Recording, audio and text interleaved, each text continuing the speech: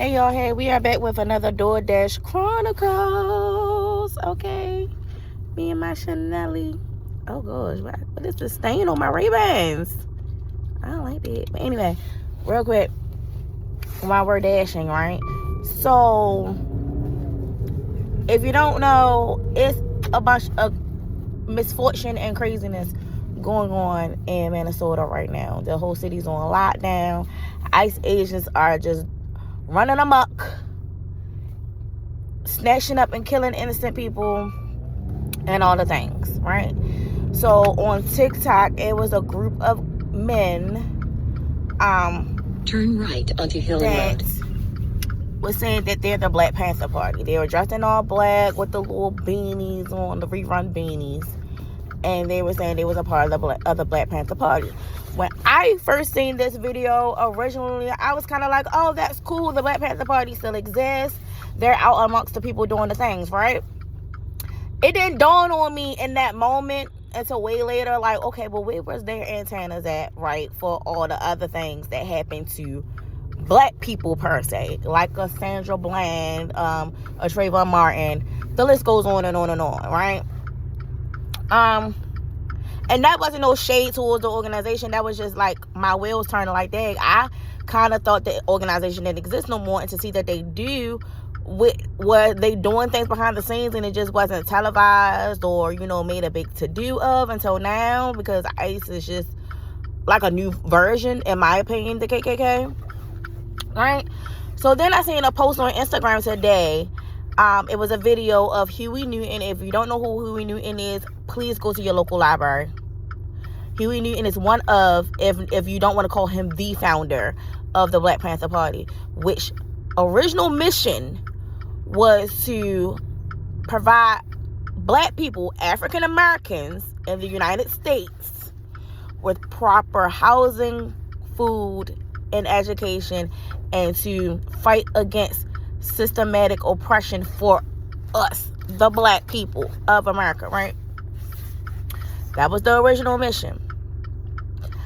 I wasn't there back in the day. I'm not going to sit here and do semantics and say, oh, they didn't want equal rights for other races that were oppressed. Or they didn't want help from other races. I wasn't there. I'm not Huey. I don't know that, right? That's not even my argument on today, right? My argument is on Instagram, Huey Newton's niece, she looks like an older lady. She's probably old enough to be my auntie or my grandma. Was fussing, saying that basically those gentlemen on TikTok is using the organization name under false pretense, basically. And I get the rage behind that, because it's like, if my family lost their life during building this organization and trying to do something good for black people, and a whole another group of people who I ain't never met, ain't never called, ain't reached out to us, the other founders of the original organization, to say, hey, is it okay if we start a chapter here? It's kind of like, and I hate to say it, but it's kind of like gang culture. Like, you need to check in. It's like owning a business. I could be selling cookies on the side. I could be selling cookies to bring money in instead of DoorDashing on the side of my 9 to 5, right? And if I slap Famous Amos sticker onto East 33rd Street. If I slap Famous Amos sticker on it and people buy it, they're going to naturally assume that they're getting a Famous Amos cookie. And if that person buys from me and thinks it's a Famous Amos cookie, and let's say they get food poisoning from that Famous Amos cookie, and then wants to sue Famous Amos is looking at legalities and all these hassles that they ain't had nothing to do with. So yeah, so you slapping the Black Panther Party's name on you trying to defend the community of Minneapolis against ICE is wrong, for the sake of, if anything goes awry, you are now putting that organization, who has a legacy and is cemented and stamped in the history books, in a pickle, in a bind if anything goes awry. Or if no fruit is built from it. Like, if those gentlemen can't make a change in Minneapolis against ICE, they're going to hold the Black Panther Party accountable for the lack thereof. not these people, because they're telling people, they're not telling people, hey, my name is Ron from, I don't even know no streets in Minneapolis. But he's not saying my name is Ron from the Mall of America. He's saying we're the Black Panther Party. You get what I'm saying? So you can't just do that. That is definitely like, you can't build on somebody else's back. You can't just go against like policy and organizational structure. That's and do defamation. It's just wrong. Now, in the comments, the debates that we were having in the comments outside of, they should at least got, my point was, they should at least got permission to say that and open their own chapter up, if that's what they was going for, right?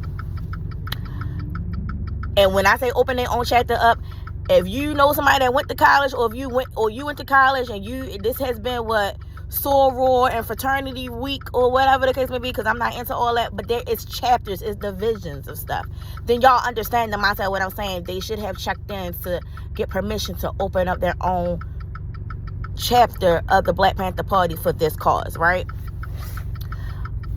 But the other thing behind it is, in the comments, it made me realize how ignorant people are. And when I say ignorant, meaning uneducated. Slavery wasn't that long ago. Slavery was not that long ago. And I really dislike when Caucasian people and uneducated Black folks make it seem like slavery was so long ago and we need to get over it. It wasn't. Your grandparents' parents were slaves, or freshly born after slavery was abolished, so they were sharecroppers and some more.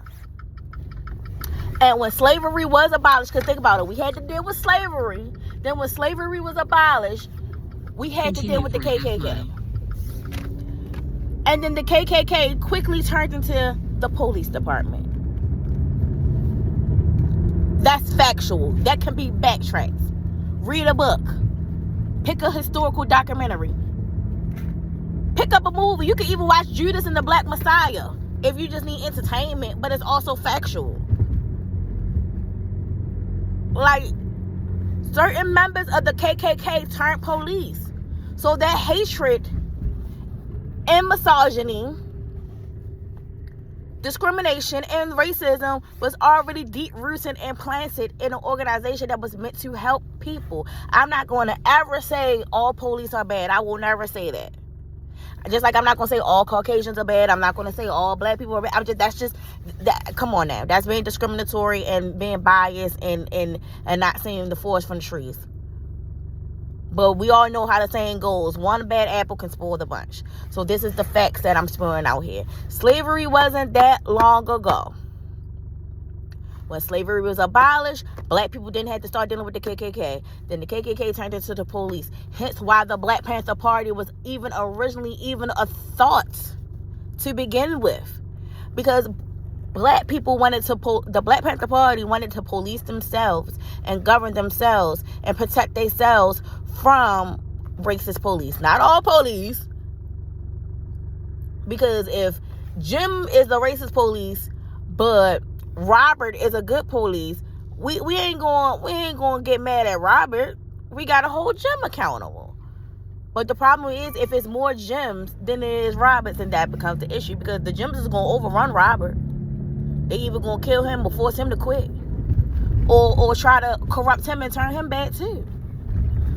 So that's why, like, it is an issue that this group is, trying to do a good thing, trying to do the right thing, but under the guise of this organization's name, when they should have got permission and should have really understood. And all people just need to understand the history of why Black Panther Party was even started. It wasn't started because, we just need to fight against injustices and do the humane thing. No, because we had civil rights leaders for that. We had Martin Luther King, we had Malcolm X, we had all the things, Jesse Jackson, whoever else you want to name. We had all the things, right? But it was about originally protecting themselves against police brutality. And then, of course, also building Black people their own mini havens of education and housing and food and recreational centers and this, that, and the third. The most scary thing to any race in America, the most scariest thing Avenue will be on the right. to any race in America is black people in power and position. The moment that black people don't need, no offense, and I'm not racist, I'm just saying, the moment that a black person doesn't need a Russian, the black person doesn't need a Spanish person, the black person doesn't need a Caucasian person, the black person doesn't need an Italian person, the black person doesn't need a Jewish person. As a middleman, all hell breaks loose. Nobody likes that because they want us to remain a footstool. They want us to remain the tail instead of the head.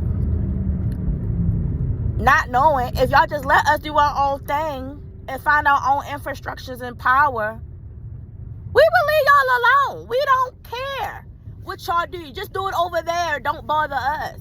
And this is where it comes down to with the Black Panther Party issue that I think Huey Newton's niece was trying to say, but she didn't do it in the most elegant way. It's like, where was y'all antennas at? Y'all want our help when it benefits. No offense to the Samoans and the Caucasians, the Asians, all the things. Y'all want black people to join in on the fight. But how often do you all join in on ours? So you want to stamp. These are a group of, I don't know all of their races, but the one man I saw in the TikTok video that was claiming the Black Panther Party in Minneapolis, he's a Samoan. Y'all want to claim the Black Panther Party, but were you out in the field with Sandra Bland and other black women and black men were getting killed by the police? Because what ICE is doing is essentially the same, just more blunt, that some corrupt police have done to minorities. So that's what I'm just trying to get people to understand. I don't want to see people hurt, harmed. I am not saying unity is not a great thing, because it is. It is. If it was pure and genuine and not transactional. I think sometimes unity amongst other races become a transactional thing. Like, what can you do for me? And then black people are normally, especially black women, we always put on our capes and want to save everyone, and then we be left out to dry. We be the same ones invite people to the cookout, and then master come to the cookout and steal a recipe and then sell it in a cookbook, and they become millionaires. Look at the Destination Smokehouse man. They had Mr. Tenderism all up and down them TikTok streets, but they didn't want Keith Lee to get that that old black man that $4,000 tip. If y'all making money like that, Mr. White Man, that $4,000 tip was not gonna hurt you for that old man to get, because he the one that blew y'all spot up. He the one that made everybody was in awe of the smokehouse because of Mr. Tenderism. We didn't care about the rest of the staff. Let's be honest. So I just wanted to throw that out there. That's my DoorDash rant. Thanks for coming with me today. Like and subscribe. Share the video. And comment. What y'all think? Do y'all think Huey Newton's niece was doing too much? Or do you think, like, yeah, common courtesy, business-wise, too, that they should have just said, hey, do y'all mind? Or could y'all Black Panther Party, could y'all come to Minneapolis? Or do y'all mind if we start a new chapter? What y'all think?